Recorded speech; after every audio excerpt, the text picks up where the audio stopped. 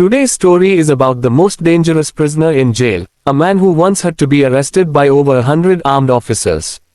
The story begins with a police van transporting an extremely dangerous prisoner in heavy handcuffs. His name is Cain. As soon as the van stops, a police officer orders his partner to open the rear gate. The moment the door opens, Cain slowly steps out.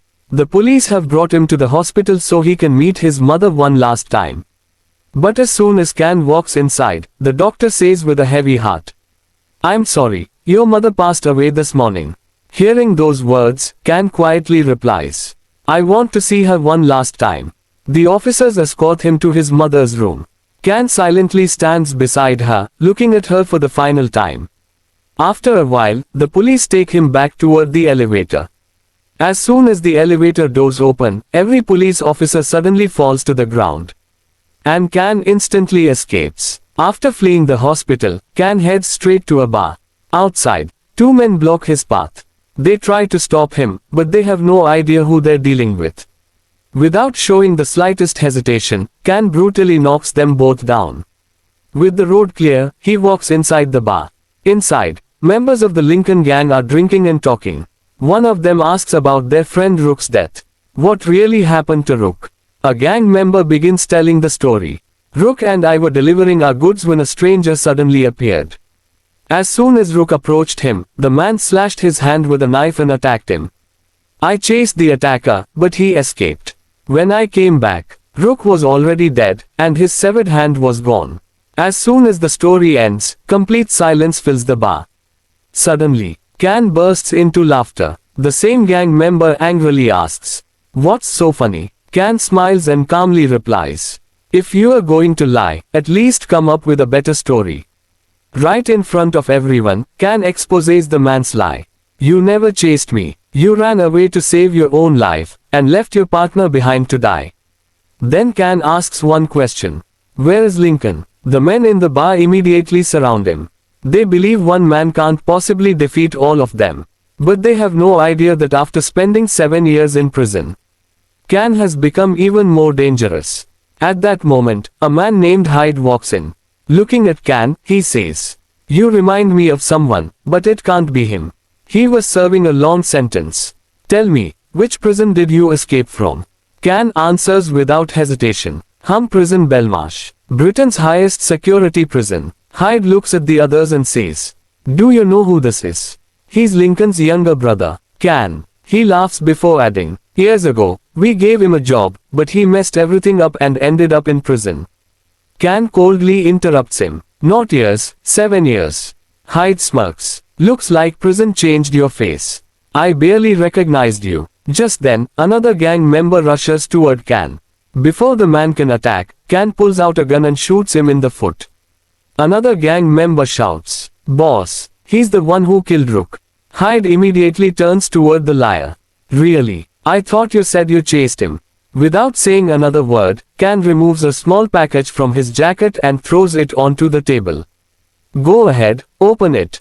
The package is opened. Everyone's faces turn pale. Inside is Rook's severed hand. Cain smiles slightly. "Now, everyone sit down.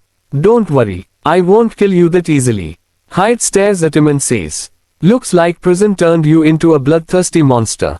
Cain replies in an icy voice, "No, prison didn't make me like this. You, and my brother Lekin did." Cain points his gun directly at Hyde. "Take out your phone, and tell Lekin to come here. It's time to settle the score." Then Cain continues, "Do you want to know what happened to my face?" Hyde smiles. "Of course." Anger burns in Cain's eyes. "Every scar on my face is a reminder of you, and Lekin." Cain begins telling his story. "I wanted to leave the world of crime forever. My dream was to open my own gym and start an honest life. But I needed money, so I went to my brother Lekin for help." Rook laughed at him. "You were dreaming too big. All you had to do was lose that fight. Because of you, we lost millions." Lekin added, "I had the biggest bet on that match." Then Lekin looked at Cain and asked, "So, why are you here?" Cain replied calmly, "I need some money. I already have a complete plan. I just need a little help." Lekin shook his head. "I won't give you money. If your plan fails, I'll lose everything, and I'll never get it back." Without saying another word, Cain turned to leave. But Lekin stopped him. Do one job for me, and I'll finance your gym. Having no other choice, Cain accepted. Lekin said, Hyde will explain everything. Cain went to Hyde. Hyde looked at him and said, Honestly, I don't trust you. But Lekin insisted. Then he placed a parcel on the table. Look carefully. This girl will come to this office today. Follow her. When you get the chance, bring me her bag. And if she becomes a problem, silence her forever. Back in the bar, Hyde interrupts. Where exactly is the story going? Cain replies. Listen carefully. Because of you, and because of Lekin, I ended up inside Hum Prison Belmarsh, Britain's highest security prison. That corrupt judge destroyed my life. I had never committed a serious crime. I had never even fought as a professional boxer. Yet I was thrown into a prison filled with murderers, psychopaths, and the world's most dangerous criminals. The moment I entered, a huge prisoner stopped me. He said, Apologize first, then you can pass. I apologized peacefully, but the second the word, sorry, left my mouth, he attacked me.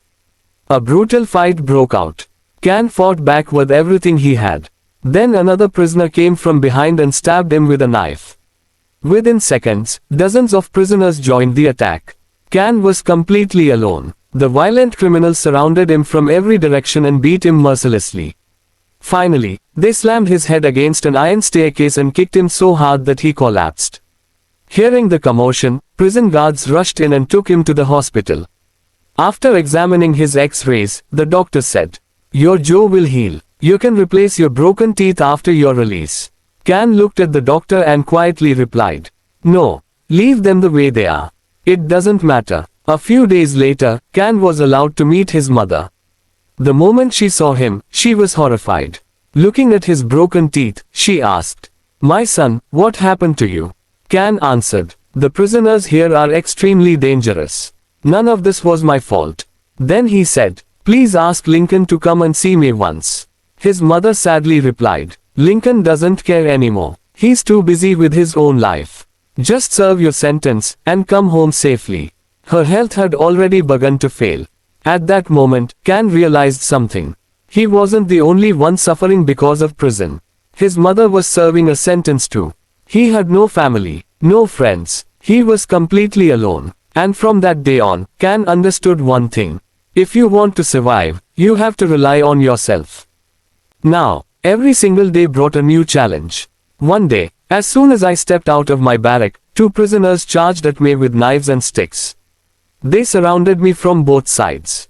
I used all my strength to fight them back. Just then, the security guards arrived. But instead of protecting me, they started beating me as well. I kept shouting, I didn't do anything. They attacked me first. The matter was taken to the jail committee, but once again, I was declared guilty. I tried to explain that many prisoners wanted to kill me. I said, Please transfer me to another prison today. Instead of listening to me, they added 1 more year to my sentence. That day, I realized that no one was coming to save me from this hell. If I wanted to leave this place alive, I had to become stronger than ever before. I turned my anger into my greatest strength. Every day, I pushed myself to become better. I gave everything I had in every fight. Slowly, I changed so much that even I could barely recognize myself in the mirror. Weeks passed, and I became harder than steel. I strengthened both my body and my mind. People say that real men don't feel pain. But I had learned how to live with pain. It no longer mattered how many people stood against me. I was ready to face every challenge. Yet one question kept haunting my mind. Why did everyone want to kill me? One day, I finally got the answer. After fighting with another prisoner, I asked him, I have no personal grudge against you. Then why are you after me? He remained silent for a few moments before saying, I have no problem with you, Cain. I was paid $20,000 to kill you. It could have been your own brother who ordered it. Hearing those words, the ground beneath my feet seemed to disappear. I couldn't believe that my own brother could do something like this. Sitting at the bar, Hyde nervously said, Forgive me, I don't know what you are talking about. Cain replied, Stop lying. You know everything. You and my brother were the ones who put a bounty on my head inside the prison. Cain continued, Every week, new people came to kill me. sometimes 2, sometimes 4, sometimes even more. But it no longer mattered to me. The more people came after me, the stronger I became. Every attack failed to break me. Instead, it made me even stronger. Meeting doctors and the prison committee had become a part of my daily life. But I was no longer the same Ken. For 7 years, they tried to break me. Instead, they created a man that everyone had begun to fear. Every day, I made myself mentally and physically stronger. Even knife wounds no longer hurt the way they once did. During one fight, a prisoner died. Once again, I was held responsible. The prison committee sentenced me to 6 years in solitary confinement.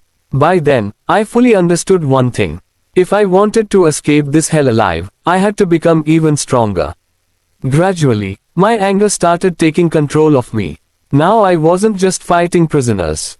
Many times, I even fought the prison guards. Back then, I didn't even understand what I was doing. Whoever stood in front of me became my target. Then, after 3 long years, I finally got the chance to see my mother. The moment she saw me, she said, "I came to visit you many times, but every time they told me you were being kept in solitary confinement." I replied, "Mom, I need to tell you something about Lincoln." Before I could finish, she softly said, "I have something to tell you too." The next words shook me completely. "I have cancer," she continued. "Lincoln takes very good care of me. I wish you could have been with me too." Then she asked, "What were you going to tell me about Lincoln?" I looked at her for a few moments, but I couldn't gather the courage to tell her the truth. I simply said, "Nothing, Mom, forget it." That was the last time I ever saw my mother alive. By the time I reached the hospital, it was already too late. She had passed away. Her final wish was for me to leave prison and become a good man. Sitting at the bar, Hyde said, "Honestly, I had only heard that a very dangerous prisoner had escaped from Belmarsh prison. I never knew it was you." Ken stared at him and replied, "You should have found out." One of the gang members asked, "But how did you escape from such a high-security prison?" Ken answered, "After my mother's death, 2 police officers were taking me back to prison. One of them looked at me and said, 'If you hadn't chosen the wrong path, you'd still be with your mother today.'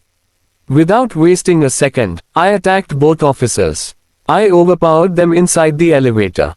Then I broke my handcuffs using the nearby firebox and freed myself. An officer standing there was too terrified to stop me. I walked out and came looking for you." Hyde clapped loudly and said, "Impressive. I never imagined you'd become this capable. Escaping from a prison like Belmarsh isn't something everyone can do." Ken replied, "I'm not the same Ken anymore." Slowly, Ken raised his gun and aimed it at Hyde. In a cold voice, he said, "Today, the score will be settled, and it begins with you." With a crooked smile, Hyde replied, "You can't do anything to us. But tell me, how did you become such a ruthless monster?" Ken answered, "Do you remember the job you sent me on? You told me to follow a woman. As soon as she came out of the office, I grabbed her bag and ran. But she kept chasing me. After running some distance, I opened the bag, took out the parcel inside, and threw the empty bag onto the road. I thought she'd stop to pick it up, but she kept chasing me. We ran for a long distance. Then, while crossing the road beneath a bridge, she was hit in a terrible accident. She died on the spot. Before I could even understand what had happened, the police arrested me with the parcel. At the police station, an inspector placed the woman's photograph in front of me and said, "Look carefully. This is the woman who lost her life today. She had 2 young children. She worked as a house cleaner just to feed them." The inspector continued, "Your brother Lincoln targets people drowning in debt. Then he tells them that if they..." The package was supposed to be delivered from one place to another, and in return, their loan would be forgiven. But the entire operation was a trap from the very beginning. On the way, Lincoln's men would steal the package themselves. Once it disappeared, the victim would lose both their money and their vehicle. This was how Lincoln trapped innocent people in an endless cycle of debt. The inspector looked at me and said, "And now you are helping him. Because of Lincoln, nearly 150 families have been destroyed. If you want to get out of here, then help us. Testify against Lincoln and help us bring him down." But I refused. After that, they took me into another room and questioned me for hours. They pressured me from every angle, but I never opened my mouth. As Ken finishes speaking, he suddenly falls silent. Just then, the bar door opens, and Lincoln walks inside. Smiling, he says, "I can't believe it. My little brother actually made it out of prison." Ken glares at him and replies, "Stay right there. I'm not falling for your sweet words anymore. Put your phone and your weapon down." One of Lincoln's men steps forward and says, "Boss, he killed 2 of our men." Ken's eyes burn with anger. "Because of you," he says, "I had to fight knives and attacks every single day in prison. Everything that happened to me was because of you." Hyde laughs and says, "You deserved every bit of it." Ken continues, "You even paid $20,000 to have me killed in prison." Lincoln angrily replies, "What else was I supposed to do? You were turning everyone in prison against me." Then he adds, "It was all the inspector's trick. He wanted to turn us brothers against each other. Give me your phone. I'll call him right now." Ken coldly replies, "He'll never answer your call." Ken then begins telling the truth. "After I got out of prison, the first person I followed was that inspector. Eventually, I confronted him and said, 'What happened, Inspector? Lost your job?' The moment he saw me, he realized I had escaped from Belmarsh prison and had come to settle the score." Within seconds, a brutal fight broke out. During the fight, the inspector finally confessed. "Yes, I told your brother that you were turning people against him in prison." Hearing those words brought back 7 years of rage. I was so furious that I completely lost control. And in the end, I silenced him forever. Lincoln takes a deep breath and says, "We had a huge misunderstanding. Because of it, you spent years chasing revenge and killed people without even knowing the truth." Ken angrily replies, "It wasn't a misunderstanding. Because of you, I rotted in that hell for 7 years." Lincoln calmly says, "You didn't go to prison because of me. You chose that robbery yourself. You knew how dangerous that job was. No one forced you." Ken's eyes fill with anger again. "And what about the 150 families whose lives you destroyed?" Hyde answers without hesitation. "They were useless. They borrowed money but never paid it back.